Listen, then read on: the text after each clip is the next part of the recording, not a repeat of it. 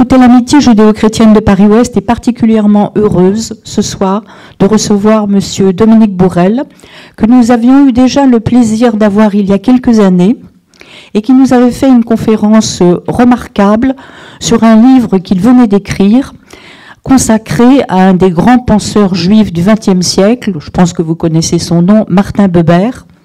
Et Martin Buber, à l'amitié judéo-chrétienne, nous intéresse particulièrement parce que c'est un penseur de l'altérité et il a été un grand penseur des relations entre le judaïsme et le christianisme. Alors Dominique Bourrel a eu de nombreuses fonctions, je ne vais pas toutes les énumérer. Je vous dirai simplement qu'il est historien et philosophe, directeur de recherche au CNRS et qu'il travaille en collaboration avec l'Université hébraïque de Jérusalem. Pourquoi travaille-t-il et est-il régulièrement invité à l'Université hébraïque de Jérusalem? Tout simplement parce que sa spécialisation est la pensée juive en pays germanophone. Alors comme je suis un peu curieuse, cher Dominique Bourrel, j'ai tapé Wikipédia Dominique Bourrel et on me dit que vous seriez né en Allemagne. Est-ce exact? Bon, et que vous auriez passé une partie même de votre enfance en Allemagne? Et ce serait peut-être pas complètement lié à votre intérêt pour la pensée juive dans les pays germanophones. En tout cas, ce que je voulais vous dire, c'est que ce soir, Dominique Bourrel ne va pas vous parler d'un penseur juif en pays germanique, mais il va vous parler d'un grand penseur français qui n'était pas juif, qui était catholique. Non seulement il était catholique, mais il était même destiné à devenir prêtre. Et puis il a quitté la prêtrise et il a fait une carrière dans la vie laïque, une carrière absolument fulgurante qu'il a menée de l'agrégation de philosophie à devenir professeur détenteur de la chaire d'hébreu au Collège de France et même administrateur au Collège de France. Je crois qu'il est mort au Collège de France. Il y a quelques années, d'ailleurs, le Collège de France a organisé un colloque au sujet d'Ernest Renan. Vous y avez été, cher Dominique Bourrel, invité, puisque vous êtes considéré comme un grand spécialiste d'Ernest Renan, et c'était un colloque extrêmement intéressant.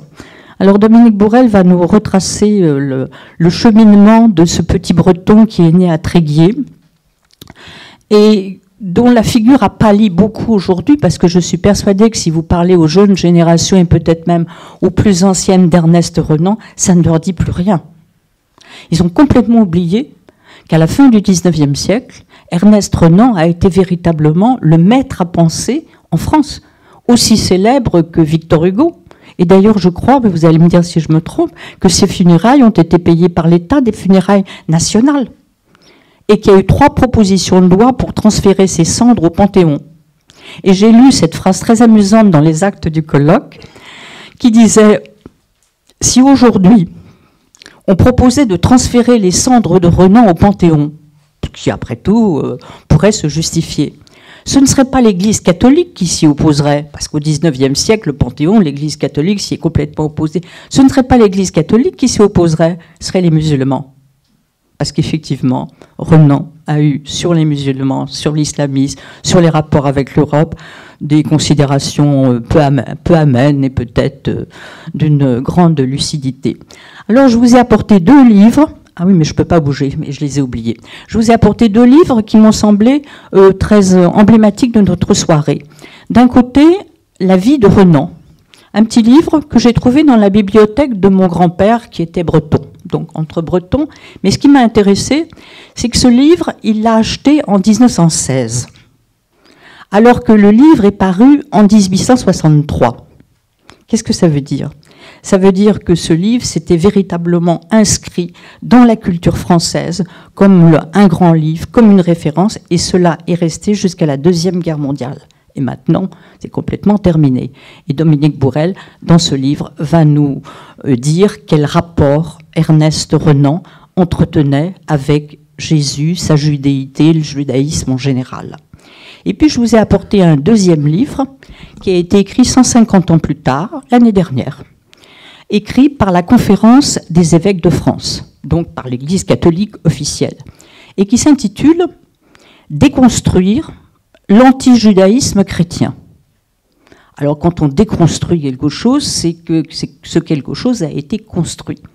Et à 150 ans d'intervalle, ces deux livres qui ont pour thème Jésus, eh bien, finalement, on va voir que la différence est colossale et que l'Église catholique, aujourd'hui, a fort bien conscience de son enracinement total dans le judaïsme. Alors, je profite de cette introduction pour remercier chaleureusement Dominique Bourrel d'avoir bien voulu accepter notre invitation, parce que j'ai eu du mal à le happer. J'ai eu du mal à le happer parce qu'il est rarement en France. Il travaille, c'est un chercheur, donc il travaille dans les pays germaniques et il va beaucoup en Israël, à Jérusalem. Et je voudrais signaler également la présence dans la salle, qui me fait très plaisir, de Madame Mireille Hadas-Lebel. Beaucoup d'entre vous la connaissent. C'est effectivement la grande spécialiste du judaïsme dans l'Antiquité. Elle a été également notre vice-présidente pour le judaïsme à l'amitié judéo-chrétienne. Pendant de très longues années, elle reste très intéressée par notre association. Et je terminerai en vous faisant une petite confidence sur mon état de santé. J'ai eu une fracture au mois d'avril et la position assise mais reste un peu délicate. Alors vous allez me voir bouger de temps en temps. N'en soyez pas étonnés. Je vous remercie de votre présence. Et cher Dominique Bourrel, nous vous écoutons avec un vif intérêt. Merci beaucoup. Non, j'ai un truc qui pend là, parce que vous voyez, je bouge beaucoup de papier. Je suis très heureux de revenir pour de ressoutenir ma thèse, mais c'est des moments qu'on ne veut pas éviter, et d'autant plus que j'ai trouvé un article d'elle dans sa riche bibliographie sur les vies de Jésus de Renan. Alors j'ai bien fait, vous savez, de temps en temps, on vous dit, tiens, ben, je vais ressortir cet article, je vais le photocopier et le ressortir. Alors quand la personne est dans la salle, c'est un peu embêtant. C'est assez amusant, cette histoire de hiérarchie qui, probablement, Renan s'en souffre encore aujourd'hui, et on se demande pourquoi. D'abord parce que la vie de Jésus, elle est en livre de poche, parce qu'à l'époque, vous l'avez signalé, il y a eu 400 000 exemplaires de vendus. C'est un des premiers best-sellers du 19e siècle. Vous avez mentionné avec Victor Hugo, Balzac et tous ces auteurs-là. Donc vraiment, c'est plus qu'un combat d'arrière-garde. Deuxièmement, on va lire quelques extraits, c'est tellement bien écrit que la plupart du temps, même les choses qui sont simplement techniquement fausses ou qui aujourd'hui nous agacent un peu, passent comme ça. C'est un peu le problème qu'on a à faire, comme vous savez, avec les savants français. De temps en temps, ils écrivent tellement bien que quand on y regarde de près, et c'est ce que je vais vous montrer avec ce livre, parce que Renan passe pour l'archétype du savant allemand, pour quelqu'un qui a passé sa vie dans des bibliothèques, ce qui est un peu vrai, donc Maud l'a rappelé, avec une carrière absolument extraordinaire, mais la plupart du temps, il y a quand même beaucoup d'imprécisions, il masque par une rhétorique extraordinaire des choses très très imprécises, et pendant un bon moment, je continue de le faire d'ailleurs, j'ai travaillé sur les critiques allemandes d'Ernest Renan. C'est-à-dire qu'on est là à front renversé, il a été refusé parce qu'on disait « mais c'est un Allemand, mais il aime trop la théologie allemande ». Et puis il sait l'hébreu, comprenez, en réalité, c'est un peu embêtant que ça soit enregistré, mais c'est pas très grave, il n'en sait pas autant qu'on l'a dit. C'est toujours pareil, quand vous déboulonnez des stars, son hébreu et son arabe, c'est vrai qu'aujourd'hui c'est un peu difficile de juger parce que les connaissances ont tellement changé. Mais à l'époque, il en savait déjà beaucoup, de manière stupéfiante. Notre ami François Laplanche, qui est trop tôt disparu, a fait un livre très intéressant sur les connaissances du clergé français de ce qu'on appelle l'Ancien Testament. Mon maître Lévinas dit toujours, on va continuer de en parler comme ça, mais mon maître Lévinas disait toujours, il ne faut pas parler d'Ancien Testament parce qu'il n'est pas ancien et c'est pas un testament. Mais ce monsieur Laplanche, qui a publié un ou deux livres, il s'est baladé en France pour voir les cours sur l'Ancien Testament dans les séminaires, que bien évidemment, les gens ne publiaient pas pour pas avoir d'ennui. Parce que déjà, après l'histoire Renan, les gens se sont dit, ben non, on va faire les cours, et puis on n'ira pas plus loin. Ça a recommencé, après, vous savez, c'est une véritable catastrophe pour le monde catholique. J'en sors, enfin j'en sors pas, mais j'y ai été élevé, et c'est quelque chose que je connais très bien. Si vous savez un peu l'hébreu, ça veut dire que vous êtes ou amis des protestants, ou, ce qui est pire, entre guillemets, des juifs. Et il a fallu attendre Vatican II et surtout le post-Shoah pour voir radicalement différentes les dominicains, les jésuites, aller à l'école biblique et ensuite à l'université hébraïque de Jérusalem, etc. Mais à l'époque, ça s'en souffre et même plus que ça. Et donc, dans ces livres de François Laplanche, il y en a deux, il fait la tournée et il voit ce que les gens savaient. Ils en savaient comme toujours beaucoup plus, mais ils ne voulaient pas la ramener, puis ils ne voulaient pas l'ennui. D'ailleurs, le travail sur l'histoire de la vie de Jésus a commencé au XVIIIe siècle en s'occupant d'un obscur petit professeur de Hambourg qui s'appelait Reimarus et qui était lui aussi professeur d'hébreu et qui lui aussi voulait avoir la paix. Et donc, il a écrit que tout ça, tout cet Ancien Testament, c'était l'œuvre d'un faussaire, que les disciples, et l'Ancien et le Nouveau Testament, tout ça, enfin, c'était pas de la rigolade, mais c'était vraiment une forgerie, quoi, comme on dit, et il a gardé ça dans ses dossiers. Et les gens qui ont fait un tout petit peu d'allemand doivent se souvenir du nom de l'auteur de Nathan le Sage, de Lessing. C'est Lessing qui a trouvé ces textes-là et qui les a publiés. Il a donc eu beaucoup d'ennuis. Et donc ce XVIIIe siècle en Allemagne commence par ces enquêtes minutieuses, parce que c'est vrai que depuis Luther et depuis Calvin, les connaissances en orientalisme et en hébreu sont absolument extraordinaires. Encore plus d'ailleurs chez les calvinistes que chez les luthériens, parce que les calvinistes, comme vous savez, rejouent un peu l'histoire d'Israël. D'ailleurs, ils s'appellent tous Jérémie, Rebecca, etc., ce qui, à partir de 1933, va leur jouer des tours. Et quand vous allez à Berlin et que vous allez dans l'église protestante, donc calviniste à Berlin, vous voyez bien qu'il y a une identification à Israël qui a tenu et qui, même encore jusqu'à aujourd'hui, pendant très longtemps, je me suis amusé. Alors c'est embêtant parce qu'avec notre mantra de la laïcité, vous ne pouvez pas savoir où sont les protestants, les catholiques et les juifs. Ce qui est quand même très embêtant, surtout pour nos domaines. Pour le reste, c'est pas très grave. On peut faire des microprocesseurs et être juif, protestant, catholique. Mais quand vous en êtes à la vie de Jésus-Christ ou quand vous en êtes à Moïse, là, c'est quand même un peu embêtant. Et justement, pour éviter la question fatidique d'où tu parles, on parle pas de ça. Et alors on se dit, tiens, c'est un peu bizarre, ce monsieur Brunswick, qui sait tellement bien l'hébreu, peut-être qu'il est juif. Ah, comment vous pouvez poser des questions comme ça? Et alors moi, bien évidemment, ça m'a toujours amusé, et une partie des professeurs du Collège de France, d'hébreu, étaient bien évidemment des protestants, et la plupart du temps d'ailleurs des calvinistes. Je pense que notre vénéré professeur Kako, par exemple, qui s'est occupé des manuscrits de Qumran, il avait d'ailleurs tout à fait cet aspect, puisque, encore une fois, c'est un peu leur histoire qui rejoue. Alors pour ça, la France est très loin, bien évidemment, parce que quand vous vous risquez à cette science, ça sent le soufre. Les gens qui ont été à Jérusalem connaissent l'école biblique de Jérusalem des Dominicains, et tout le monde sait bien que ça a été absolument dramatique. On a envoyé le père Lagrange, parce que les catholiques en avaient quand même un peu marre de se faire damer le pion en philologie et en orientalisme par les protestants, les luthériens et les calvinistes et les juifs. Donc ils se sont dit, on va finir par en envoyer un là-bas, pour quand même qu'on nous explique, quoi. Hein. Il est arrivé, mais alors on envoie un dominicain quand même, faut être sûr, vraiment là, avec saint Thomas, vraiment quelqu'un de bien boulonné là. Il arrive là-bas, formidable, il est à le couvent Saint-Étienne, etc. Je vous passe les détails. Et à ce moment-là, on commence à lui écrire. Alors, comment vous avez trouvé le Cénacle et la Via Dolorosa et le Golgotha, etc. Et là, catastrophe totale, bien évidemment. Il dit, écoutez, vous savez, la Via Dolorosa, on ne sait pas tellement où elle est peut-être 2 mètres en dessous, le Golgotha encore moins, etc., etc., etc. Donc, panique chez les dominicains en France, en disant qu'est-ce que c'est que cette histoire-là? Il doit être justement trop lié aux protestants, parce que là-bas il y avait beaucoup d'institutions, enfin beaucoup, faut pas exagérer, mais il y avait des institutions de recherche sur l'Orient et les 2 testaments. On l'a ramené en France, en disant pas de ça chez nous, et après on lui a dit, écoutez, arrangez-vous, maintenant vous allez vous occuper que du Nouveau Testament. Donc je veux dire, ça rigolait pas, hein. Et on a fait à l'époque des colloques là-dessus, on a trouvé des correspondances absolument extraordinaires. Et justement, on a dit, mais ce père Lagrange, s'il n'avait pas lu autant de Renan, s'il n'était pas autant lié avec les protestants, ça serait pas arrivé, il dirait pas n'importe quoi. Et cette chose-là, et alors en plus, c'est assez amusant parce que pour se battre contre les dominicains français, on n'a rien trouvé de mieux que un jésuite, qui était déjà une catastrophe, et bien évidemment un jésuite allemand.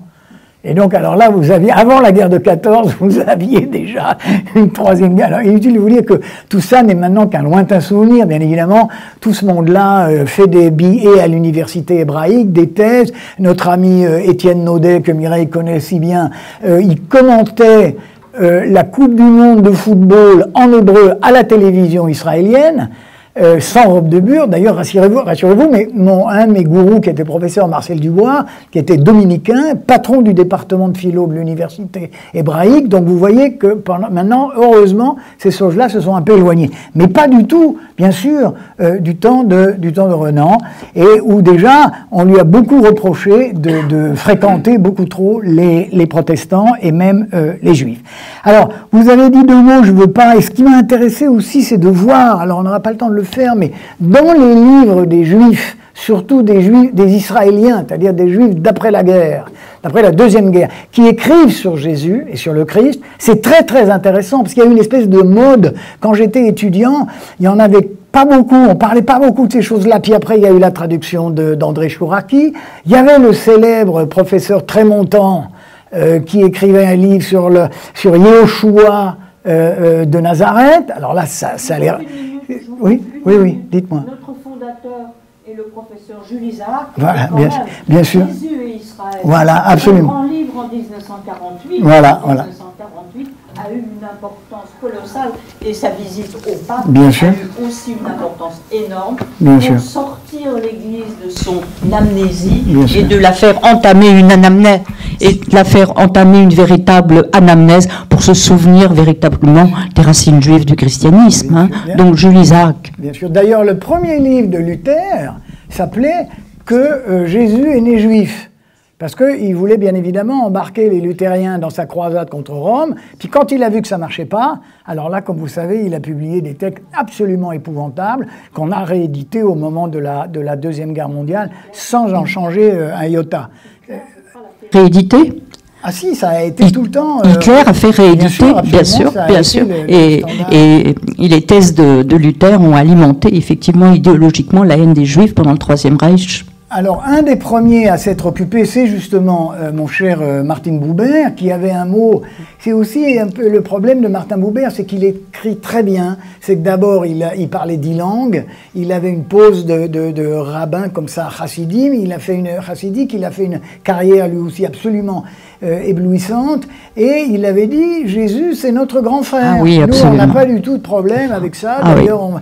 Et alors j'ai fait la liste, il y en a beaucoup, hein, mais par exemple, le premier grand livre qui a été écrit en 22, c'est Joseph Klausner, qui a aussi été traduit en français, dont vous avez lu dans un des derniers romans d'Amos Oz, l'histoire de la famille Klausner, parce que c'est des gens qui ont changé de nom, mais la famille d'Amos Oz vient, et donc ce roman est sur une grande partie sur ces savants de l'université. Donc Klausner, il écrit la vie de Jésus en 1920 ou quelque chose comme ça. 22, c'est ça. Et ensuite, par exemple, David Flusser, qui est né à Vienne, Shalom Ben-Chorin, qui en réalité, j'allais dire, s'appelle Friedman comme tout le monde, et qui lui est né à Munich, Geza Vermes, qui est quelqu'un de très intéressant, qui est converti, mais qui est hongrois, et alors le dernier, moi je l'aime pas beaucoup, mais c'est une espèce de babacool californien qui est Daniel Boyarin. Ah oui, Daniel Boyarin. Alors vous comprenez, ouais. C'est très intéressant parce que comme ces gens sont, la plus grande part sont des Israéliens, oui. Comme disent les jeunes, ils sont bien dans leur pompe, ils n'ont pas de problème. On ne va pas les accuser de faire de l'entrisme, de dire écoutez, c'est pas bien ce que vous écrivez, du coup. Et c'est même presque l'effet contraire. Autant pendant un moment on a cru qu'il fallait essayer de convertir les juifs au christianisme, là quand on lit ça, on dit finalement, qu'est-ce qui nous sépare? Et Boyarin, c'est un juif américain, oui, non? Ah oui, c'est ça, il est américain, il n'est pas israélien. Il était, si, quand même, parce qu'il était prof à Bar-Ilan avant. Ah, d'accord. Absolument. D'accord. Et alors, il a fait un livre qui doit s'appeler que j'ai le Christ hébreu ou quelque chose comme ça. Voilà, le Christ juif ou un truc comme ça. Qui est en livre de poche. Et voilà.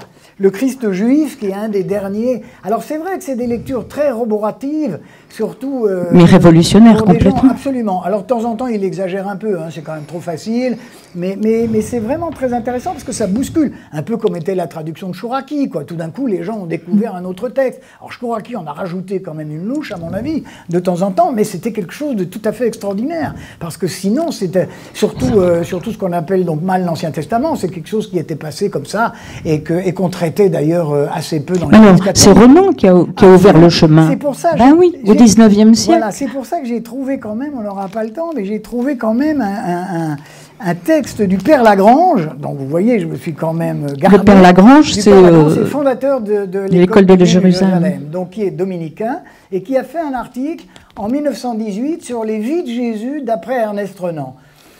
Et finalement, bon...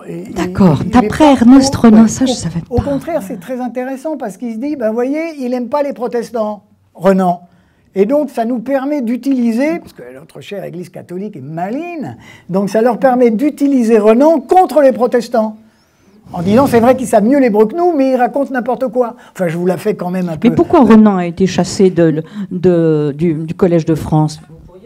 Ah oui, absolument, absolument. Oui, quand même, parce que ça, c'est important. Alors, c'est pas difficile parce Rappelez-nous voilà, aussi il a commencé son cheminement complètement extraordinaire. Alors donc, il a été, donc il était le petit séminaire Tréguier. Ensuite, en plus, il a été à Issy-les-Moulineaux. J'habite à 30 mètres, donc les journées du patrimoine, on peut rentrer dans le séminaire et on vous montre le banc où Renan s'asseyait.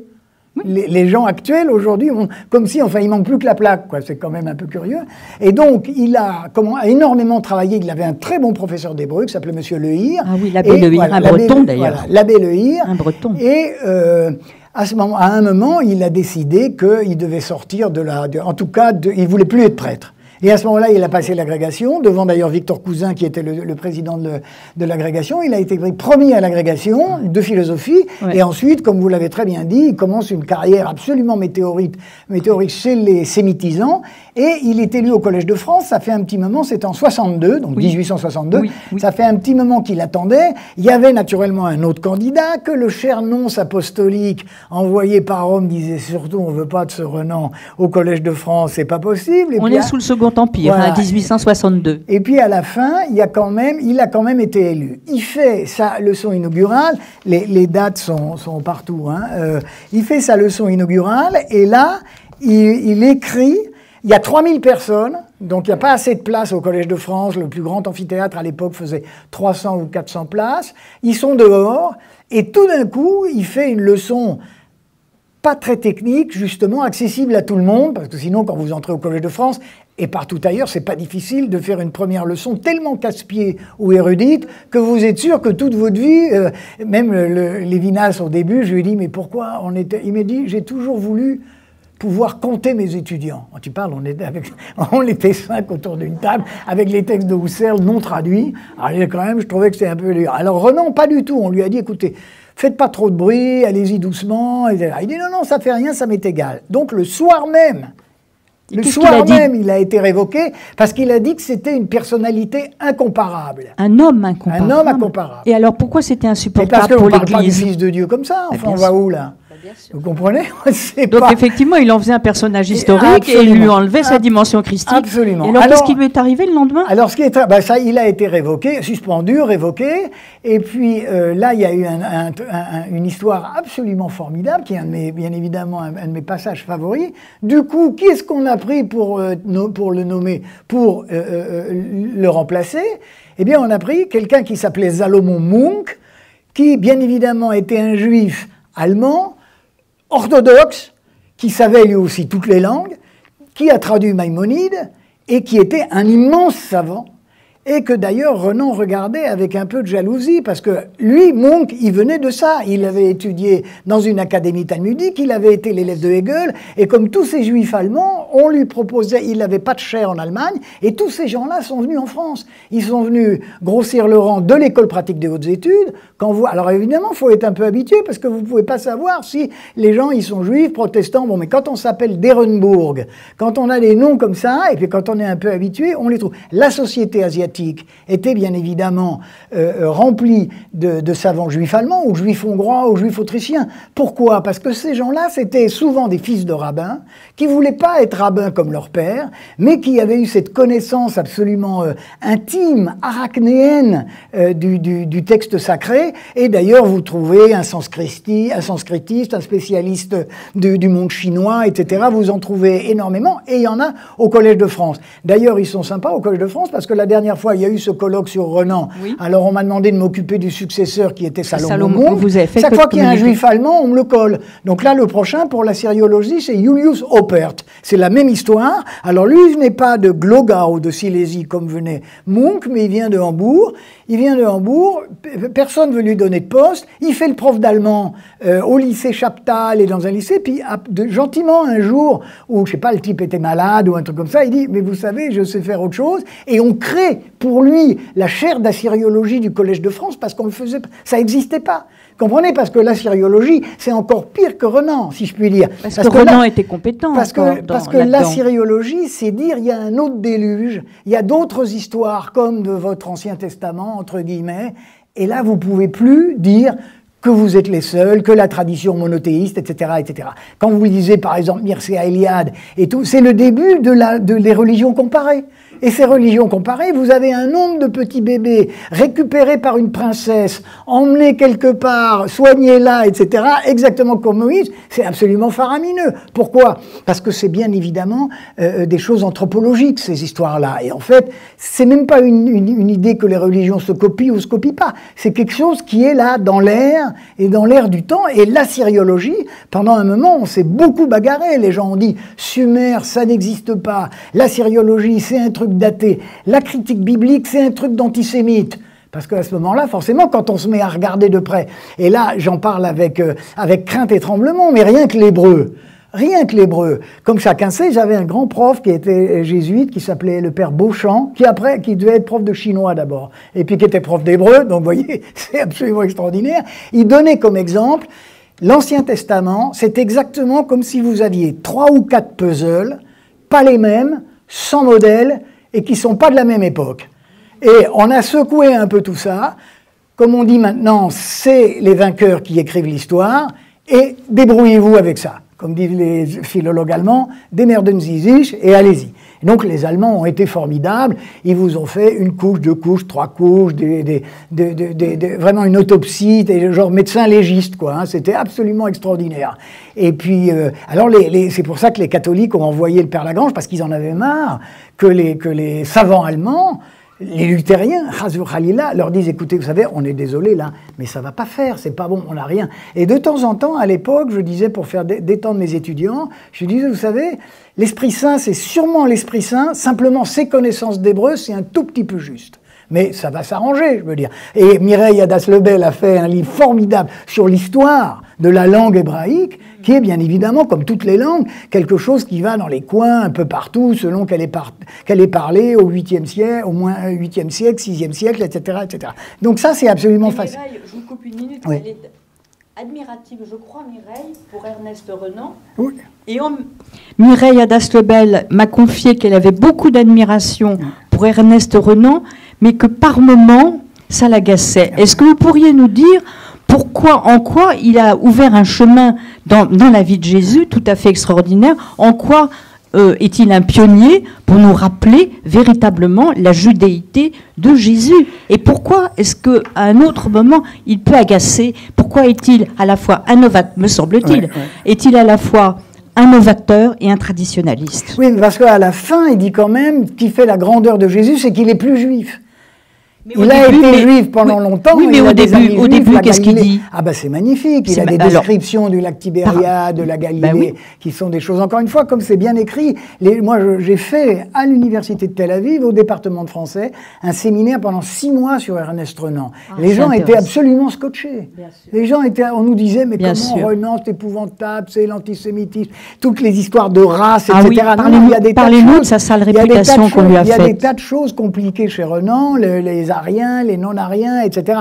Non, non, moi je m'en tiens là, en tout cas ce soir, à la vie de Jésus. Et à la vie de Jésus, c'est ça qui est intéressant, parce que c'est pas aussi technique qu'on pense, c'est-à-dire qu'on lui a fait jouer le rôle, justement, du professeur allemand avec 3 bibliothèques dans la tête, et en réalité, c'est pas du tout ça. À la fin, c'est tellement bien écrit, ça pas. Et d'ailleurs, parfois, il saute un peu sur les difficultés. Il dit bon, ben il y a ça qui va pas, il y a ça, mais c'est pas très grave. Jésus était un type tellement extraordinaire, et les gens qui l'entouraient, etc. On lui a fait porter des péchés qu'il avait commis, bien évidemment, mais il y a aussi autre chose dans lui. Parce que ça se lit, encore une fois, très bien. C'est ça qu'on lui a reproché. Et pour l'époque, c'est révolutionnaire. Alors, l'histoire de la... Mais oui, parce qu'on pensait qu'il allait faire simplement, justement, de la grammaire comparée, qu'il allait raser les gens. C'est pour ça que l'Église lui en a voulu. Et c'est pas du tout ce qu'il fait. D'ailleurs, alors, on lui a rendu sa chair. Donc, une fois que ce monsieur Munk est arrivé, qui était en plus aveugle, qui connaissait par cœur les 2 testaments, tous les Talmuds, qui avait traduit Maïmonide, enfin bon... Une fois que ce monsieur a eu la bonne idée de mourir, on avait laissé, il y a un passage du ministre Victor Duruy qui est absolument extraordinaire, qui est là, qui dit, alors Victor Duruy, c'était le ministre à l'époque pas seulement de l'éducation nationale, il devait être ministre de l'instruction publique. Oui. Il écrit dans ses notes et souvenirs, il avait été faire 2 ans d'études à Heidelberg, c'est pour ça que je l'aime bien, ce Victor Duruy, et puis il y a un lycée très célèbre, comme vous savez, à Paris. Et alors, comment on fait avec Renan et pour Munk? Alors, quand ce brave Munk meurt, alors là, c'est à mourir de rire, parce que bien évidemment, c'est comme aujourd'hui, quoi. Il y a des listes, on fait un comité, etc. Et sur ces listes, il n'y a encore que des juifs allemands, bien évidemment. Hein, d'Ehrenburg, etc., parce que c'est quand même les meilleurs, quoi, parce que l'abbé Le Hir était sûrement très sympathique, mais ça n'avait rien à voir avec la science allemande, l'exégèse, enfin, faut voir ce que c'était, faut avoir, jusqu'en 33, et les Américains, c'était la Mecque, si je puis dire, c'était la Mecque des sciences orientales. D'ailleurs, je crois que Kako disait pour rigoler, la première langue orientale, c'est l'allemand. Les gens apprenaient l'allemand pour pouvoir lire tous ces domaines. Et Renan a été très influencé par l'Allemagne dans sa jeunesse, parce qu'il se nourrissait intellectuellement. Alors voilà ce qu'il dit, ce que dit Victor Duruy. « Je laissais quelque temps la chaire vacante. Le clergé, pour compléter sa victoire, présenta un candidat, le professeur d'hébreu à la faculté de théologie de la Sorbonne. C'était un très brave homme, parfaitement inoffensif, mais qui eût été un peu dépassé dans cette grande maison du Collège de France. J'avais une revanche à prendre. Je nommais un juif, monsieur Munk, le premier de nos hébraïsants, qui avait le premier montré sa science avec une histoire de la Palestine, etc., etc. C'est-à-dire que et Munk, et Renan, et d'autres commencent par visiter la Palestine.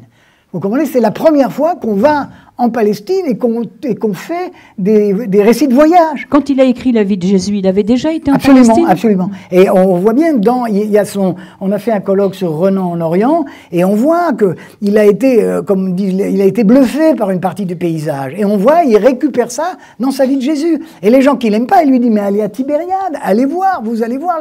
Et la Galilée, alors parce qu'il a un Jésus un peu François d'Assise, un peu hippie, hein, un peu avec les cheveux longs comme ça dans la Galilée. Pour ça, c'est effectivement très touchant.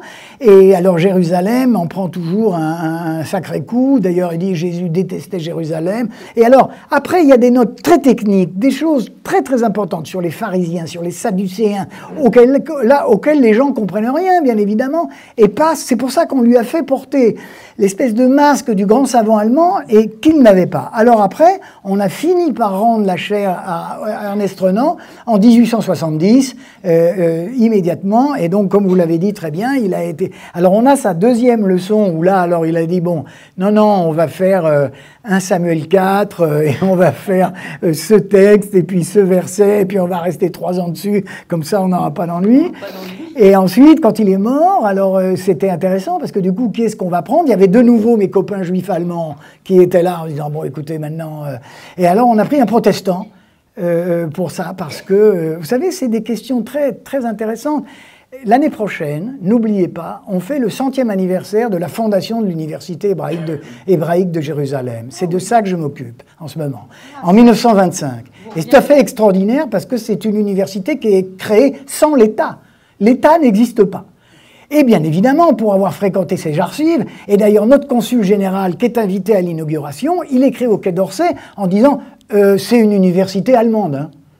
je ne veux pas être désagréable, mais la moitié des profs qui sont là, même les mathématiciens et toute la bande, les autres sont des élèves de Freud, les autres des élèves d'Einstein, bien évidemment, qui est venu. Alors Einstein n'a pas pu se rendre à l'inauguration, il est venu 2 ans avant faire une conférence, et dans un endroit où il y a aujourd'hui le Einstein Institute, et Ushishkin, qui était le patron des institutions juives là-bas en Palestine, le présente et lui dit « On est content d'avoir le professeur Einstein parmi nous qui vient de Berlin, etc. » Et il lui montre le pupitre, il lui montre la table en disant « Maintenant, prenez cette chaire, elle vous attend depuis 3000 ans. » Donc vous voyez, je veux dire, là vraiment, on y va.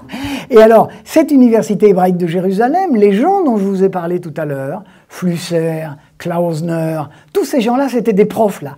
Et Mireille connaît le sujet bien mieux que moi. Qu'est-ce qu'on fait pour les profs de Bible? Parce que tant que vous faites des neuroprocesseurs et des choses comme ça gêne personne. Mais quand vous vous occupez de la Bible, comment vous allez faire? Et il y a eu une grosse opposition en disant ces gens-là traitent la Bible comme Spinoza. On ne peut pas faire ça, puisque l'idée, comme vous savez, c'est le problème des textes révélés. C'est-à-dire, c'est des textes pour un savant, on tient bien évidemment pas compte de la révélation et on le traite comme Homère, comme l'Iliade et l'Odyssée. C'est ça qui est en jeu dans cette fameuse philologie allemande. C'est qu'on dit, écoutez, il y a peut-être de la révélation, mais nous, c'est pas notre histoire. Alors, quand on crée l'université hébraïque, on trouve des profs de temps en temps un peu partout. C'est là où notre grand gourou, Gershom Scholem, va venir faire la Kabbale, auquel personne ne comprenait rien, bien évidemment.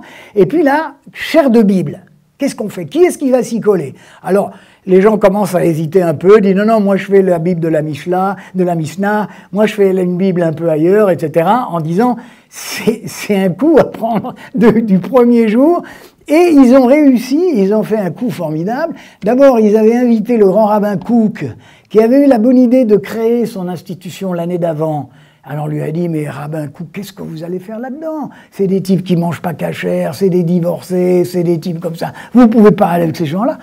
Et le rabbin Kook a dit, écoutez, l'université hébraïque, ça fait partie donc du chemin de la rédemption et je fais avec. Deuxièmement, qu'est-ce qu'on fait pour cette chaire de Bible? Alors les gens jouent un peu le rôle comme ça, disent bon, on fait l'hébreu de la Mishnah, on fait l'hébreu de tel passage, on fait là. Et à la fin, pour réconcilier tout le monde, dans les années 30, je crois 37, 38, ils ont pris un Italien de Florence, Cassuto, qui savait bien évidemment très bien l'allemand aussi, et qui connaissait très bien cette philologie allemande, mais qui était italien. Vous comprenez? Et alors là, c'est passé, j'ose pas dire comme une lettre à la poste, parce qu'il y a quand même... Parce que vous comprenez comment vous pouvez enseigner ces choses-là avec les gosses des yeshivot qui sont à côté de vous et qui disent « Ah non, non, mais vous plaisantez, ça vient de là-haut, on peut pas commencer à triturer les... » Il y a des vrais enjeux. Et ces vrais enjeux, ils sont tellement importants que ça dépasse de beaucoup les enjeux du monde juif, bien évidemment. D'abord parce que c'est pareil pour les chrétiens, puisqu'une grande partie du corpus des chrétiens vient bien évidemment du judaïsme, comme on sait, mais c'est la même chose avec le Coran. Et moi, je me souviens très bien, dans les années 70, quand vous commenciez à titiller un peu vos collègues en disant bah, « c'est le Coran de cette époque, la rédaction de cette époque », les gens vous regardaient avec des yeux globuleux, en disant « mais enfin, vous êtes malade, le Coran, c'est quelque chose d'incréé, envoyé par Dieu, etc. » Donc, vous voyez, on avait là une vraie... Et Renan est le premier à traiter ces choses-là. Et il dit d'ailleurs, l'histoire de Jésus s'arrête au moment de la mort de Jésus. L'histoire, c'est ça. L'histoire. Bien sûr. Le reste, alors là, c'est tout à fait autre chose. Puis c'est très intéressant, aujourd'hui, il ne faut pas trop... Mais c'est les femmes qui le trouvent d'abord, comme chacun sait. Et Marie-Madeleine, quelle femme! Et des juives, qui toutes. Là, bien évidemment. Évidemment. Alors, Renan, c'est très intéressant parce qu'il fait petit à petit, justement, il montre que l'hébreu n'est pas monolithique, qu'il y a plusieurs écoles, qu'à Jérusalem, il y a des gens extrêmement désagréables. Par exemple, sur Jérusalem, il déteste lui non plus, il n'aime pas Jérusalem. Alors, quand on s'est occupé, ce qu'on continue de faire au Centre de recherche français de Jérusalem, que j'ai eu le plaisir de diriger, quand vous lisez tous ces souvenirs et tous ces voyages, c'est très intéressant parce que quand vous voyagez là-bas, vous en avez quand même un peu dans la tête, même si vous êtes un athée primaire. Moi, je me suis occupé d'un élève de Linné. Vous avez bien entendu, Linné, c'est le botaniste de Uppsala et qui a envoyé des savants dans le monde entier pour ramener des plantes, des cailloux, etc. Donc je me suis occupé, bien évidemment, de celui qui a été à Jérusalem. Il s'appelle Hasselquist, et ce Hasselquist arrive à Jérusalem, c'est un médecin, c'est un théologien qui sait l'hébreu, il vient du Psala, on ne peut pas faire mieux. Les gens disent, ah mais alors le Saint-Sépulcre c'est là, et ça c'est là, et il dit, mais ça ne m'intéresse pas du tout, je ne suis pas du tout venu pour ça, je viens pour faire de la botanique, quoi. Et donc on sent bien comment, dès la fin du XVIIIe siècle, on a une Palestine désenchantée, quoi. Et vous avez plein désenchantés, et surtout sécularisés. Et vous avez plein de bibliothèques, on a du mal, enfin pas du mal à les trouver, mais ça s'appelle souvent Voyage en Orient, Voyage en Égypte, etc. Parce que forcément, Jérusalem, c'est un petit coin dans cette région-là. Et petit à petit, et Renan, il cite tous ces voyages. Très bien. Il doit citer Chateaubriand, j'imagine. Bien évidemment, mais alors c'est rigolo parce que tous ces voyages, les gens se citent entre eux. Hein, on voit très bien ce qui est pompé sur Chateaubriand, sur un tel, sur un tel, sur un tel. Il y en a qui font des voyages qui n'ont pas fait. Parce que c'était un bon business à l'époque. Les voyages en palais, forcément, ça fait rêver tout le monde. Hein, ça commence justement à la fin du XVIIIe, c'est l'orientalisme, les frères Schlegel, etc. Donc Renan est arrivé à surfer de manière assez intelligente, et comme c'est un vrai savant, manifestement, les choses dont il sait que ça va embêter tout le monde, que lui-même il n'est pas tout à fait au clair, avec ça, ben, il passe dessus et il fait une description. Et je vous assure, si vous ne l'avez pas fait, vous voyez, c'est un livre de poche, et c'est très bien fait parce qu'il y a tout le dossier derrière, avec les critiques, avec les gens qui ont accepté, etc. C'est vraiment, vraiment extraordinaire. Il a mis d'ailleurs pas mal quand il est revenu d'Orient, donc juste avant, il a mis pas mal de notes qu'on a éditées maintenant, et tout ça est bien sûr bien travaillé sur ces questions-là. Il y a des bibliothèques entières, et dans toutes les langues.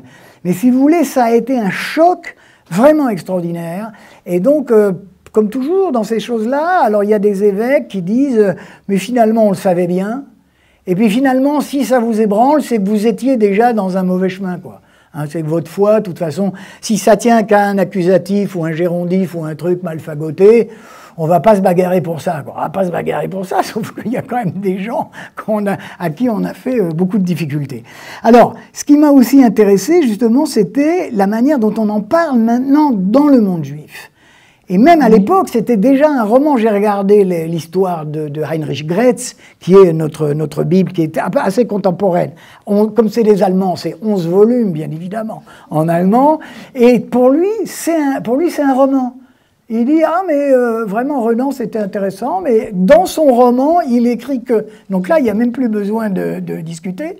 Et le grand hébraïsant Ignaz Goldziher, qui était un Hongrois, il a fait, alors il connaissait un peu Renan, les gens c'était exact, c'est la même histoire qui s'est passée avec Louis Massignon. C'est-à-dire ces types écrivent tellement bien sur des sujets incroyables que vous avez peur de faire le prof en disant, comme on a eu nous à nos soutenances de thèse, et page 345, note 222, c'est pas ça. Et alors, Massignon, le Halaj, c'est un truc aussi, un souffle absolument extraordinaire, et Renan, c'est exactement le cas. Et alors, quand on a commencé à étudier ça de près, surtout après sa mort, alors le Goldziher a dit, bon écoutez, là il y a vraiment quelque chose qui ne va pas, on ne peut pas accepter ces choses-là et on ne peut pas laisser... Mais il l'a fait comme on fait entre collègues, de manière sympathique. Et ce qui m'a intéressé, c'est que les Juifs ont en permanence, quand ils écrivent sur le monde juif, les yeux fixés sur Renan, parce que quand même, pour eux, c'était non pas une sorte de modèle, mais c'était tellement bien écrit qu'il fallait s'inspirer de ça. Scientifiquement, mais il ne faut pas le répéter, d'ailleurs lui-même, il publiait avec un juif hongrois qui s'appelait Neubauer, et il a fait des livres sur les rabbins français du XIVe siècle. Alors c'est écrit Ernest Renan, et puis ou dans une footnote ou à la page 2, je remercie monsieur Neubauer qui lui a la bonne idée, un des juifs, de devenir de Hongrie, 3 d'être à Oxford, où il y a les meilleures librairies de la Terre. Donc si vous voulez, je ne veux pas dire que ça a été surfait, mais c'est vrai que très vite, les gens se sont dit, on ne peut pas prendre ça pour argent comptant, quoi. Mais ils ont continué de le lire, et comme on l'a dit tout à l'heure, c'était 400 000 exemplaires, quelque chose d'énorme, énorme. Il y a sa correspondance avec son éditeur, qui était Kalman Levy. Ah oui. Et là, c'est extraordinaire, tout aussi en livre de poche. Lisez les lettres entre Renan et Kalman Levy, c'est prodigieux. Parce que le Kalman Levy, il n'a jamais eu un auteur comme ça. Et alors les gens disent, mais ça c'est un coup des Juifs, Renan. Ah, Renan, il fait ça avec Kalman Levy, comme ça. Donc vous comprenez? Mais c'est absolument fascinant cette histoire-là. Et on peut quand même... Non, c'est difficile parce que vous voyez, j'avais mis des post-it un peu partout. Ce dont je veux parler quand même aussi, c'est qu'il s'est occupé d'autre chose que de ça. Il a fait sa thèse sur Averroès, qui était un sujet extrêmement difficile. À mon avis, d'ailleurs, il savait mieux l'arabe que l'hébreu. J'en sais rien, mais je pense qu'il savait mieux l'arabe que l'hébreu. Et à l'époque, n'oubliez pas que la science était très moutonnante. Il n'y avait pas d'édition, il n'y avait pas de traduction, il n'y avait pas... Jusqu'à la Première Guerre mondiale, et encore, d'ailleurs, les grands savants de l'époque se faisaient envoyer par la valise diplomatique les manuscrits. Alors ça allait par la valise diplomatique entre Oxford, Berlin, et puis c'était copié à la main. Hein, le grand savant qui était Harry Wolfson, il passe son temps à recopier, quoi. Il recopie puis il renvoie ça. Alors que forcément aujourd'hui, c'est beaucoup plus facile. Vous avez qu'à appuyer, vous sur l'ordi, vous avez tout est traduit. Enfin pas tout, mais les choses sont traduites, éditées dans toutes les langues. Et c'est quand même. Mais je pense qu'ils ont eu. Il y avait aussi un plaisir de ça, d'aller regarder les manuscrits, d'aller comparer. Parce qu'on avait l'impression, quand on était un bon catholique, on avait l'impression d'être un peu un rebelle et même un révolutionnaire. Il a été accusé comme ça. Et les Juifs qui ont... Là, j'avais préparé un petit dossier, là, faites-vous passer ça, qui est en fait l'interprétation de Jésus et la culture juive moderne. Et alors c'est un livre qui s'appelle Du rebelle au rabbi. Hein, on voit bien au début c'est un rebelle, après c'est un rabbi, c'est un de chez nous, bon il a mal tourné, mais la liste des faux messies, elle est quand même très énorme là, entre Sabbat Haïsévi, entre tout ça, alors bon lui, ben, c'est pareil, l'histoire du Fils de Dieu, mort sur la croix, tout ça, c'est vraiment pas la peine. Et là, regardez, Chagall, par exemple, je vous le fais passer, Chagall a fait des passages vraiment extraordinaires là-dessus, et c'est tout à fait normal, puisque les chrétiens qui étaient face à face avec les juifs, quand on ne parlait pas d'antisémitisme, ces juifs lisaient cette histoire-là en disant « mais qu'est-ce que c'est que cette histoire? D'où ils sortent ça ?» Et avec Renan, c'était encore plus incroyable, parce qu'il disait « mais non pas comment il sait tout ça, mais presque. » Parce qu'encore une fois, c'était vraiment une science secrète. D'ailleurs, j'ai demandé à la génération de ma mère encore, les Bibles que j'ai trouvées dans les maisons de famille, il n'y a pas d'Ancien Testament. On ne peut pas me faire lire ça aux jeunes filles, enfin. Enfin, mais tu n'y penses pas. Alors je regardais ça, mais quand même, il en manque un peu. Les Chaz Khalila, on ne peut pas laisser la Bethzabé et toutes ces histoires de coucherie et des choses comme ça. Qu'est-ce que c'est que cette histoire? Donc vous voyez, il y a vraiment, là, Renan a bougé. C'était un travail de Sisyphe, si vous voulez. Et encore une fois, comme il y a toujours un peu erreur sur la marchandise, les gens pensent que c'est un philologue et que c'est quelqu'un qui va prendre phrase par phrase et éditer et s'occuper de tout ce sur quoi on avait travaillé. Il a ça dans la tête, ça c'est clair, puisque comme vous savez, on avait trouvé plusieurs, le éloïste, le yaviste, on a fait ça pour ça, les Allemands, ils ont été tout à fait extraordinaires. Sauf qu'il n'y a plus de sens à la fin, puisque vous avez que des strates. Alors vous allez là, on dit tiens, ça dit ça, ça dit ça. Et Ricoeur nous a beaucoup aidé pour ça, parce que Ricoeur, après, il disait non mais tout ça c'est bien gentil, mais le problème c'est le sens que ça a. Et il disait toujours, personne n'est jamais mort pour le timide Platon ou la phénoménologie de Hegel, en revanche les gens sont morts pour ça, pour ces textes inspirés. Voilà de nouveau le problème de l'inspiration. Et je l'ai relu grâce à vous, parce que je le lis assez souvent, parce que c'est vraiment très très bien écrit. Donc faites-moi plaisir, regardez ça de près. Et alors ce que je voulais dire, parce que je vais arriver lentement à la fin, parce que je voudrais peut-être entendre certains de vos questions. Il a effectivement son voyage en Orient, il a été chargé de mission sur la Phénicie. Et là, il a beaucoup travaillé, il écrit avec les savants allemands, on envoie, vous savez, quand vous trouvez dans les archives, c'est du papier calque. Hein, on calque les manuscrits et ce qu'ils trouvent et ils s'envoient ça alors au grand savant qui était Theodor Mommsen, qui était à Berlin, et en bon berlinois, il prend les gens comme ça, comme ses valets, quoi. Enfin, j'exagère un peu, comme ses assistants. Et alors Renan, quand même, lui dit, mais enfin, vous êtes bien gentil, monsieur Mommsen. Et alors, il est très content, de temps en temps, il trouve une ou deux erreurs. C'est aussi idiot que quand nous, on trouve une erreur dans Wikipédia.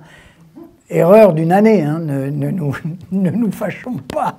Mais donc ça, si vous voulez, et ce que vous avez raconté tout à l'heure, je ne sais pas si je vous l'ai déjà dit, on a fait, quand il est mort, donc un mémorial à Tréguier, et on a fait, les catholiques ont fait, l'année d'après, un calvaire contre ce mémorial au même endroit. Mais ils se sont battus. Aujourd'hui, quand vous allez à Tréguier, alors vous avez on vend des crêpes, c'est un truc magnifique, hein, il y a les bateaux, c'est vraiment un endroit de carte postale. Absolument.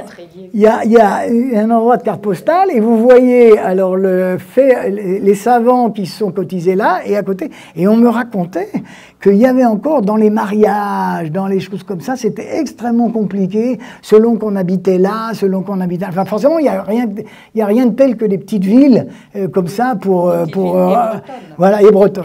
Alors, il s'est occupé. Moi, c'est pas du tout mon truc, mais ceux qui sont bretons dans l'assistance, il s'est beaucoup occupé aussi de philologie bretonne, de mythologie bretonne. Oui. Il a lu de la ville marquée. Il a fait. Je suis en partie bretonne et je suis au courant de tout ça. Il y a maintenant les textes. Parce que sa science, du coup, alors c'est très intéressant parce que tout d'un coup, il passe, j'allais dire, d'une séance de séminaire de philologie classique à un fest-noz, quoi. Il raconte un peu ce qui se passe, qu'il a vu, etc. Et c'est très, très intéressant. En tout cas, pour les gens qui ne sont pas du tout bretonisants comme moi, c'est vraiment... Parce que les Bretons, je me souviens avoir été abordé par un Breton qui m'a demandé, mais les Israéliens, les Juifs, comment ils ont fait pour faire ressurgir leur langue, alors que nous, les Bretons, notre langue s'est complètement effondrée. Moi, j'ai été élevé en Bretagne. La langue maternelle, c'était le breton. On était dans le bilinguisme. Maintenant, le breton a complètement disparu. Mais les Bretonnants, ça leur fend le cœur. Leur modèle, c'est les Israéliens. Et ils veulent savoir, mais comment une langue qui a disparu a pu réapparaître? Parce que nous, on aimerait bien faire réapparaître le breton. Parce qu'en réalité, elle n'avait quand même pas tout à fait disparu. Ça, c'est des trucs qu'on nous a schématisé. Et en réalité, il y a justement toute une littérature des rabbins entre eux, qui ne correspondent que comme ça. C'est extrêmement difficile parce que c'est plein comment on dit quand vous avez des Abkürzungen, quand vous avez des abréviations. Il y a des abréviations de tous les côtés. Et une fois, je me souviens, on a fait un séminaire au Centre de recherche français de Jérusalem. On est allé prendre un gosse d'une yeshiva, un collègue d'une yeshiva. Il est arrivé avec son dictionnaire des abréviations. Et puis une autre fois, il en avait un deuxième. Tu vois, parce qu'il fallait absolument naviguer dans ces histoires-là. Non, il faudrait le comparer, à mon avis aussi, parce que c'est juste un peu antécédent, avec le grec. Parce que le grec, là aussi, c'est une langue qui a... Ça, je suis un peu trop loin de mes bases. Mais là, c'est pareil. Le grec, c'était simplement les pièces, la culture classique, etc. Mais je pense qu'il y avait... Enfin, je pense pas, je sais absolument qu'il y a des gens qui parlaient encore en grec, vous comprenez? Je ne sais pas de quel grec il s'agissait, c'est toujours pareil. Mais les rabbins, les responsa, les sheilot v'tshuvot, tout ça, c'est en hébreu. Alors, ce qui est vrai, c'est une des raisons pour laquelle, à un moment, Théodore Herzl était contre le fait de refaire un État, parce qu'il a dit, mais on ne va pas pouvoir commander un ticket de quai avec cette langue. Comment voulez-vous faire un État moderne avec l'hébreu alors qu'on ne peut pas s'exprimer? Et après, très vite, ils ont fait un lycée, je crois que c'est 1909, et très vite, il y a tout de suite une génération des gens qui se sont mis à parler en hébreu. Et je vois ces maîtres de l'université hébraïque de Jérusalem, c'était souvent une catastrophe, parce que c'était des grands savants, mais leur hébreu était soit synagogal, comme celui de Lévinas, soit... Alors il y en avait un qui devait s'appeler professeur, docteur Ehrlich, qui terminait ses cours près de la porte, parce qu'il ne voulait pas qu'il y ait de discussion. Et puis il y avait l'autre que vous connaissez, Max Brod, qui était l'ami de Kafka. Il translittérait son hébreu en lettres latines. Et alors à chaque fois, on lui demandait de parler à des enterrements d'X ou Y, et il lisait son texte. Et ça faisait marrer tout le monde parce qu'il le lisait dans l'autre sens. Puisque c'était translittéré. Non mais on ne s'imagine pas, hein, parce qu'encore une fois, quand vous faites des mathématiques ou des microprocesseurs, bon, vous n'êtes pas... Et d'ailleurs, la première génération, alors Boubert était le président des gens du comité qui a fait la liste de ce qu'on devait traduire, parce que la première génération, vous n'aviez pas besoin de leur traduire, puisqu'ils venaient tous de partout. Mais la deuxième génération, pourquoi voulez-vous? Alors, le russe, pendant très longtemps, a été lu, connu, etc. Mais on avait très tôt eu des listes pour dire, ben ça, il faudrait traduire ça. Et il y avait un des premiers de l'université hébraïque, Léon Roth, qui a traduit la moitié de Platon. Et Rothenstreich et Shmuel Hugo Bergman, ils ont traduit les 3 critiques de Kant. Donc ça devient fascinant à ce moment-là, vous comprenez? Parce que vous trouvez ces textes-là, et là, alors en ce moment, j'ai des amis, alors c'est quand même un tout petit peu plus facile, mais j'ai un ami israélien qui habite Berlin et qui traduit Heidegger en hébreu. Déjà, on ne comprend pas en allemand, encore moins en français, et il a déjà fait au moins 1 ou 2 volumes, et en plus... Non, mais là, c'est pas très... révolutionnaire. En fait, il y a le mot allemand à la fin, à chaque fois, quoi. Il a fait un lexique, et même la traduction d'Iovel, qui était au jury de ma thèse, donc il a retraduit la critique de la raison pure. Traduire un antisémite en allemand, en voilà, hébreu, voilà. Non, c'est incroyable. c'est incroyable. C'est incroyable. Donc, si vous voulez, voilà ce qu'il faut retenir. Normalement, j'aurais dû vous faire ça de manière plus détaillée, mais voilà ce qu'il faut retenir de ce Renan. Il faut absolument, si vous ne l'avez pas fait, faites-le. C'est un livre de poche. Hein. Et je vous promets que vous serez... 1863. Voilà. 1863, et c'est le embarqué. premier qui introduit Voilà. véritablement Jésus comme un personnage historique. Et après, ça devient un genre littéraire. Mais- C'est-à-dire que la vie de Jésus, après, un éditeur vous dit « Oh ben, au lieu de faire ça, ça m'embête, mais faites-nous donc une vie de Jésus ». Alors, dans le livre que je citais, justement, où Mireille a fait son article sur Renan, il y a le pasteur Trocmé qui en a dénombré en disant 450 vies de Jésus ou quelque chose comme ça. C'est tout à fait extraordinaire. Alors, c'est vraiment... Et encore aujourd'hui, je l'avoue que je ne l'ai pas fait parce que je fais autre chose en ce moment, mais Ratzinger a fait naturellement une vie de Jésus il n'y a pas très longtemps, et j'ai vu qu'il y en avait une qui venait de sortir en 3-4 volumes à la Procure. Moi, à la Procure, c'est là où je vois mes collègues israéliens. Avec Kippa d'ailleurs, qui viennent là. Oui, les temps ont bien changé. Qu'est-ce que tu fais là? Eh bien, non, mais je vais regarder quelque chose.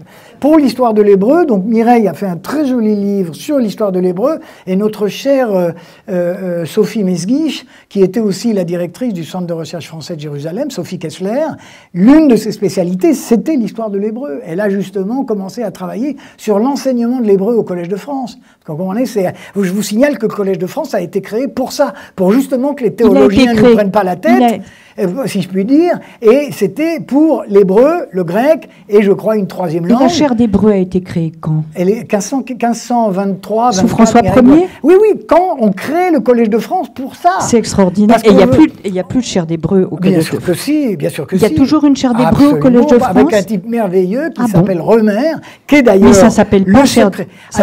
C'est moi qui l'embête un peu. Non, mais forcément, et moi pour l'embêter... Il est formidable, bien sûr. Je lui dis, mais dis donc, cher collègue Remer, là, il a fait ses études à Heidelberg, il est protestant, tout ce qu'on aime, il parle très bien l'hébreu. Et j'ai dit non, Remer, là, dans l'intitulé de votre chaire... Mais ça s'appelle pas chaire d'hébreu. Et il n'y a même pas le nom juif. Ah bon? Bah donc je ne me trompe pas. Non, ça s'appelle milieu biblique. Voilà. On peut faire des cours sur Hammurabi, tranquillement. On peut faire des cours sur Sumer. C'est des milieux bibliques. Mais je crois qu'il n'y a pas... Il ne faut pas y chercher mal non plus. C'est un peu dommage quand même. Non, il y en avait au 19e siècle, il n'y en a plus aujourd'hui. Non, mais il fait des cours quand même. Il n'est pas suspect, non, si vous voulez, bien d'avoir entendu qu'il n'est pas suspect. Non, il est formidable. Remarquable, hein, oui, si vous avez il est remarquable, Thomas Remer au Collège de France. YouTube, etc. Oui. Il s'appelle Christophe, je crois, hein, Christophe Remer. Thomas Remer. Thomas, absolument.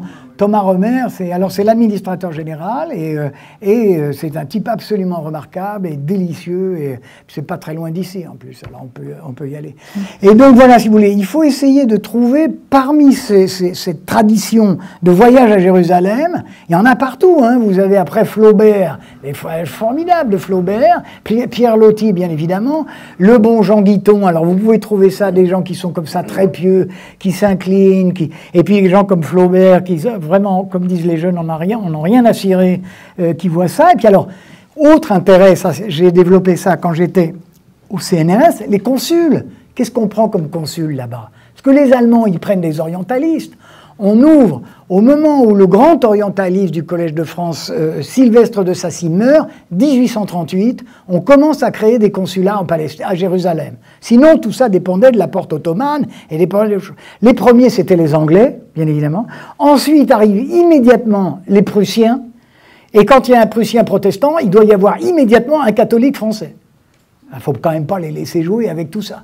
Et ensuite, vous avez des Russes.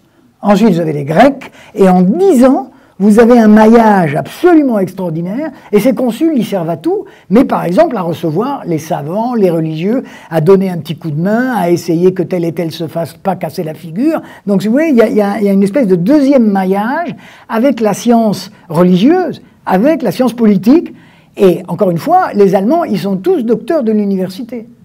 C'est des gens qui savent l'arabe, qui s'intéressent aux Bédouins, qui font des livres là-dessus. Alors que chez nous, ils sont quand même un tout petit peu moins... Alors le dernier qu'on connaît bien, parce qu'il a donné le nom à la rue où il y a le consulat, qui s'appelle la rue Émile Botta. Et Émile Botta, c'était un assyriologue qui avait découvert Ninive. regardez Charpin, qui a la chaire d'assyriologie au Collège de France, il a fait un livre là-dessus, et ce Botta-là, c'est lui qui a, parce que ça s'appelait pas Ninive, c'était sous des tas de sable, etc. Et il a été consul général à Jérusalem, et Flaubert le décrit en disant « C'est un homme en ruine, dans une ville de ruines, qui s'occupe que de ruines ». En attendant, je crois qu'ils étaient un peu, ils faisaient un peu de la fumette, d'après les informations qu'on a, ils étaient un peu... Et tout ça, vous avez écrit, bien évidemment, et c'est eux qui racontent leurs souvenirs. Alors après, bon, entre les deux guerres, ça devient une industrie, et puis encore... Alors aujourd'hui, bien évidemment, vous avez l'école biblique, vous avez la British School of Archaeology, vous avez les Américains, qui s'appellent Albright Institute, où là, c'est de la grosse machine, mais tout ça s'origine dans les débats fondés par Renan. C'est-à-dire, les gens ont dit, bon, maintenant, j'allais dire presque, arrêtez de prier, une fois que vous êtes là, arrêtez de prier et regardez ce que vous avez autour de vous, quoi. Et arrêtez d'ailleurs aussi de vous bagarrer entre vous pour ces questions-là. Donc voilà ce que je voulais vous dire. Si vous avez des questions, je peux être beaucoup plus embêtant, mais de temps en temps, je préfère parler de ça de cette manière-là. Cher voilà. Dominique Bourrel, je vous remercie infiniment de cette brillante conférence. Vous nous avez bien fait comprendre que le premier qui a introduit en France le Jésus historique, c'est Ernest Renan. Dominique Bourrel vous dit « Lisez la vie de Jésus ». Je vous dirai la même chose, mais à la fin, ne tenez plus compte de ce qu'a dit Renan. Parce que le mérite de Renan, c'est d'avoir profondément enraciné, faire prendre conscience de la judéité de Jésus. Mais à la fin, il dit « Jésus s'est comporté, se comporte, est un destructeur du judaïsme, il a rompu avec le judaïsme. » C'est complètement aujourd'hui faux. L'Église ne cautionnerait pas cela, mais il a restitué en quelque sorte ce qu'on lui avait dit au séminaire. Donc d'un côté, il a été un révolutionnaire, et d'un autre côté, il se trompe complètement en disant que le christianisme rompt avec le judaïsme et lui est supérieur. Aujourd'hui, l'Église enseigne que le christianisme a des racines juives, que Jésus n'a puisé son enseignement que dans la Torah et les prophètes, et que finalement, tout l'enseignement de Jésus, il le puise véritablement dans la Bible hébraïque. C'est ça l'enseignement de l'Église aujourd'hui, et c'est ça l'erreur de Renan que vous allez trouver. Au demeurant, c'est quand même un pionnier, je le répète. Et vous avez aussi un autre livre absolument charmant, qui sont ses souvenirs de jeunesse. Ah oui, absolument. Parce que justement, Mona Ozouf, elle dit exactement ce que vous dites sur les Bretons. Mona Ozouf, elle a été élevée en breton. Mais j'ai été élevée comme ça. Elle raconte ça. Alors après, elle a fait Normal Sup, elle était prof, et c'est tout à fait extraordinaire. Parce qu'il faut bien savoir que dans nos bourgs bretons, moi je suis quand même un siècle après Renan, mais c'était la guerre civile tous les jours. Nous les gamins, on n'en avait pas conscience. La guerre civile entre deux camps, il y avait le camp de l'Église et il y avait le camp de la République. On allait à l'école de la République, on allait à l'école des cathos, et puis c'était la guerre, et on ne jouait pas avec ceux qui allaient à l'école catholique. Et je parle ça dans les années 50.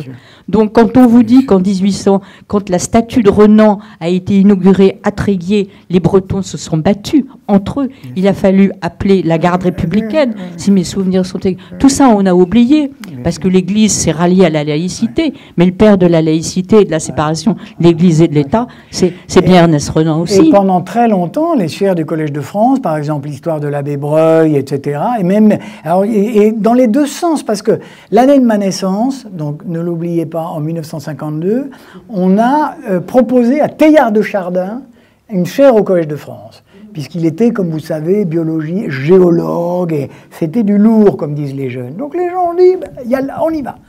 Et Teilhard a dit, je suis très touché, très honoré, je vais demander à mon supérieur, qui a dit non. Et il a décliné, il a dit, écoutez, je suis désolé, je ne peux pas accepter ça. Et quand je corresponds avec mes copains de l'université de Bar-Ilan, ils ont un papier en tête, qui est l'université religieuse, donc dans la banlieue de Tel Aviv. Ils ont un papier en tête avec la date depuis la création du monde, soi-disant, aide-moi, c'est 5500 quelque chose, Et voilà, alors que la personne qui vous écrit s'occupe de dinosaures, de Big Bang et de choses comme ça, et rajoute en dessous la date comme ça. Je suis toujours mort de rire quand je vois ça. Je suis mort de rire. Donc, qu'est-ce que c'est que cette histoire? Ça, le problème, c'est justement, qu'est-ce qu'on fait avec ces textes révélés? Qu'est-ce qu'on fait avec ça? Parce qu'alors on dit, oui, mais plus personne s'en occupe. Tu dis, ah, ça l'occupe, pourquoi vous l'avez encore sur votre papier en tête? Non, il y a des vrais enjeux là, hein, c'est vrai, bien évidemment. On va passer la parole à Mireille. Voilà, très bien. Qui connaît très bien Ernest Renan. Très bien, je ne sais pas. Je ne sais pas. Non, non, mais vous avez dit tout à l'heure que Ernest Renan me charme et m'agace. Alors, il faut que je m'en explique. Hein. Voilà. Alors, me charme, c'est pour les mêmes raisons que Dominique, parce que c'est vrai, son style vous prend. Parce qu'il arrive quelquefois à des idées générales lumineuses. Mais il ne faut pas trop se laisser entraîner non plus dans les généralités, parce qu'il a tendance à généraliser un petit peu trop aussi. Parce qu'il y a de la poésie dans ce qu'il dit. Et Dominique, vous avez parlé des paysages, mais j'y reviendrai. Mais d'un autre côté, Renan aussi, vous avez beaucoup parlé de l'influence allemande, mais elle est colossale. Il a écrit, je ne sais plus où, je découvris l'Allemagne et je crus entrer dans un temple. C'est incroyable. Il était donc au séminaire à l'époque et il allait suivre des cours au Collège de France. Et là, il a découvert la science allemande et le courant historico-critique et une vie de Jésus qui a paru avant la sienne, celle de Friedrich David Strauss, ce qui a été qui a eu une énorme influence sur lui. Donc, lorsque vous lisez la vie de Jésus, vous ne savez pas trop où vous êtes. Vous commencez par l'introduction. Elle est d'une méthode impeccable, historico-critique, parfaite. Il vous cite tout ce qu'il faut avoir lu pour oser entreprendre une histoire du 1er siècle. Alors tout y passe, évidemment, Flavius Joseph, Philon d'Alexandrie, les apocryphes, etc. Bon, et puis il vous annonce que la vie de Jésus est le premier tome de toute une série à paraître, qui est l'histoire du christianisme. Hein, qui va le prendre une grande partie de sa vie, et ensuite il va revenir en arrière pour écrire l'histoire d'Israël. Donc c'est une œuvre considérable, mais il écrit la vie de Jésus en fait au Liban. Il a été envoyé en mission au Liban pour déchiffrer les inscriptions phéniciennes, et André Cacot, que vous citiez, me disait tout ce qui restera de Renan, c'est ce qu'il a écrit sur les inscriptions phéniciennes. Il considérait que le reste ne valait rien. C'est un peu trop sévère, certainement. Mais il a écrit aussi sous ses impressions de voyage. Il a voyagé avec sa sœur Henriette. Il a découvert les paysages charmants, comme vous l'avez bien dit, les paysages charmants de Galilée. Et puis il a trouvé la Judée complètement désolée, complètement ravagée. Alors maintenant, lorsque on va à Jérusalem, on traverse des forêts verdoyantes, on ne se rend pas compte que pendant des siècles et des siècles, ça a été des montagnes dénudées complètement. Alors il en tire et d'ailleurs, pour avoir étudié un peu le siège de Jérusalem par Titus, je sais que ils avaient déboisé pour construire leur machine de siège à Jérusalem. C'est dit, c'est raconté. Et puis, il y a eu d'autres occasions aussi, d'autres guerres. Donc, il en profite pour en tirer une conclusion sur les tempéraments. Jésus est natif de Galilée, c'est-à-dire de cette région où les populations étaient très mêlées quand même, où je ne garantirai pas que le sang de Jésus soit tout à fait, enfin il n'est pas sémite, mais et il a écrit juste quelques années avant une histoire des langues sémitiques où il dit que en toute chose la race sémitique est inférieure. Elle est comme la grisaille au vitrail, comme, enfin, etc. Mais alors après, vous vous apercevez que c'est pas du tout racial. C'est en fait sur le plan de la philologie, parce qu'il estime que le style de la Bible, avec ses et, est un style simple, trop simple par rapport à la belle période de Cicéron, toute sa structure. Alors, bon, donc, et du coup, Jean-Baptiste est une espèce de fanatique pour lui parce qu'il est né en Judée. Les pharisiens, il les situe aussi en Judée. Il en dit pique-pendre, mais les pharisiens étaient dans tout le pays, ils n'étaient pas qu'en Judée. Ça lui a totalement échappé. Et il se promenait. À l'époque, Mireille, oui. il n'y avait pas, vous avez écrit, Mireille Adas-Lebel a écrit un livre extrêmement intéressant qu'elle nous a présenté mais... ici sur les pharisiens. Oui, oui. Mais à l'époque, il y a un siècle et demi, il était vrai. Ah, bien sûr, non, il est de son siècle. Il est de son siècle. Alors, je vais vous dire pourquoi. Donc, sous l'influence, il écrit une chose et son contraire, vous l'avez bien dit. Hein, parce que sous l'influence des Allemands, je ne sais pas, il écrit, et vous êtes choqués dès le début, Jésus est né à Nazareth. Ah bon? C'est pas ce qu'il a appris au catéchisme. Mais il vous fait sursauter. Après, c'est l'homme, un homme, il écrit l'histoire, donc c'est un homme incomparable. Hein, un homme incomparable. Déjà, dans le Testimonium Fabianum de Joseph, il y avait un homme, Jésus, homme sage, et puis une interpellation, vraisemblablement, si on peut l'appeler un homme, point d'exclamation. Mais ensuite, il est pris, enfin, à mon avis, il y a plusieurs personnages en lui. Il y a l'élève du catéchisme de Tréguier. Ça, et ça ressurgit de temps en temps. Il y a l'admirateur des Allemands. Oui. Et puis, il y a celui qui rêve d'une religion qui ne serait pas une religion de rites et de croyances imposées, et qui serait la religion du cœur. Et c'est à ce titre qu'il vous dit que le véritable christianisme, c'est Isaïe. Alors, c'est un peu bizarre, mais pour lui, le christianisme, ce n'est pas Jésus mort et ressuscité. Bien sûr. C'est la vie de Jésus, ça ne va pas au-delà. Tout le reste, ce sont des inventions. Il n'est pas sûr que Jésus est ressuscité, qu'il se croit Dieu. Non, il ne dit pas qu'il n'était pas Dieu, il se croit Dieu.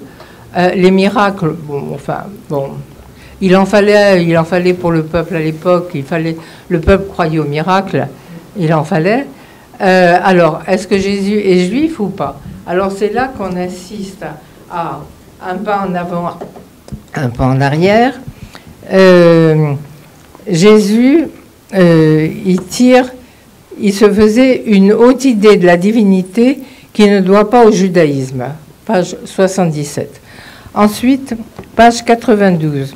Jésus tire les conséquences des grands principes du judaïsme. Il reprend des maximes répandues. Il est un rabbi de plus, mais le plus charmant de tous. Ensuite, vous voyez comment l'Église a pu percevoir en 1883 que Jésus était un rabbi de plus. Il a mérité le rang divin qui lui était assigné. Ensuite, il nous dit, à la page, je ne sais plus, 214, Jésus, en d'autres termes, n'est plus juif. Il est révolutionnaire au plus haut degré. Il rentra en Galilée ayant complètement perdu sa voix juive. Mais sa légende est le fruit d'une conspiration spontanée. Jamais il n'a songé à se faire passer pour une incarnation de Dieu, car c'est une idée étrangère à l'esprit juif.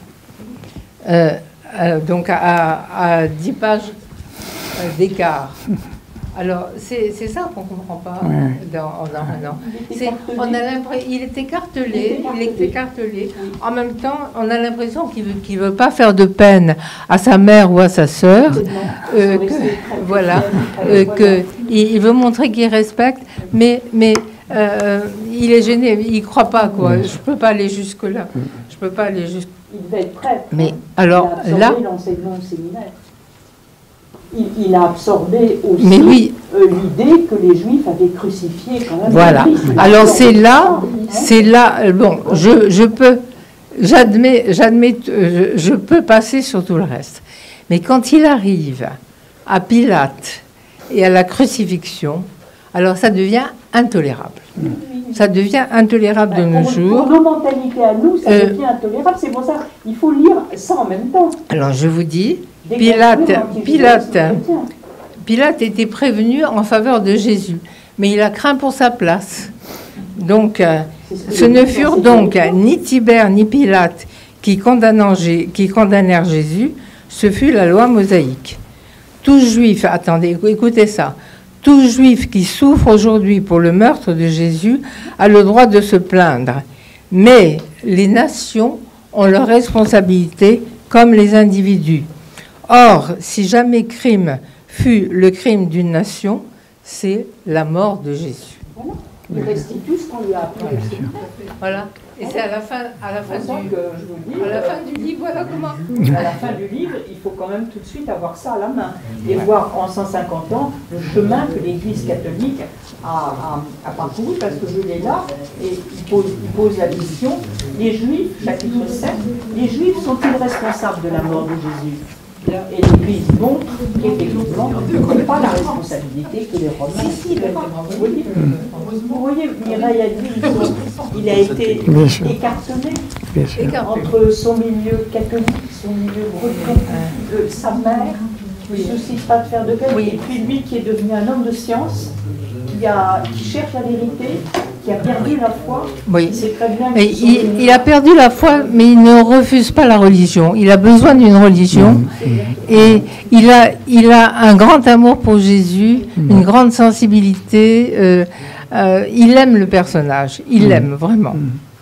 Voilà. C'est pour ça que je crois que c'était intéressant véritablement de comparer la vie de Jésus à ce qu'écrit aujourd'hui l'Église au sujet justement de l'enracinement total, profond de l'enseignement de Jésus dans le judaïsme. C'est une véritable révolution. Je ne pensais pas de mon vivant assister à cette révolution.